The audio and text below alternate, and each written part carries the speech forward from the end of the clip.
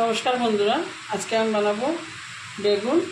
আমি লম্বা করে কেটে নিয়েছি, আর এই যে আলু লম্বা করে কেটে নিয়েছি। বেগুন দিয়ে লবণ শুটকি দিয়ে তরকারি। আর এদিকে পেঁয়াজ আর রসুন বেটে রেখেছি, আর এই যে লবণ শুটকিটা ধুয়ে রেখেছি। তেলটা গরম বসিয়ে দিয়েছি, আর এখন শুটকিটা আগে ভেজে যাবে।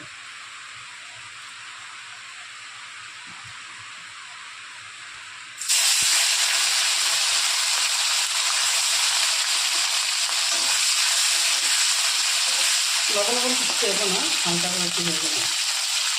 এখন তুলে দিচ্ছি।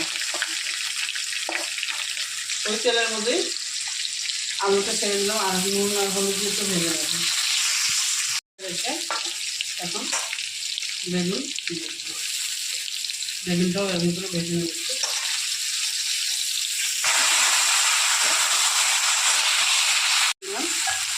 হাফ চামচের কম লঙ্কার গুঁড়া দিয়ে দিব,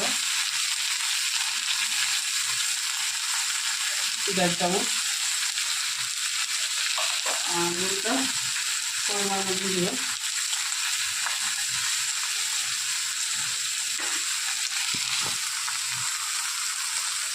একটু জল দিয়ে দেবো,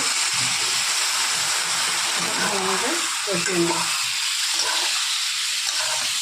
ঢাকা দিয়ে ভালো মতো কষিয়ে দেবো, দিয়ে দিলাম, দিয়ে একটু কষিয়ে নেব। কষিয়ে নেব, তারপর জল দেবো। কষানো হয়ে গেছে। এখন যার যত ঝুল লাগবে ঝুলটা দিয়ে ভালো মতো ফুটিয়ে নিলেই তরকারিটা হয়ে যাবে। এই দেখুন বন্ধুরা, আমার তরকারিটা হয়ে গেছে। যদি ভালো লাগে অবশ্যই একবার লাইক, শেয়ার, কমেন্ট করবেন। Thank you.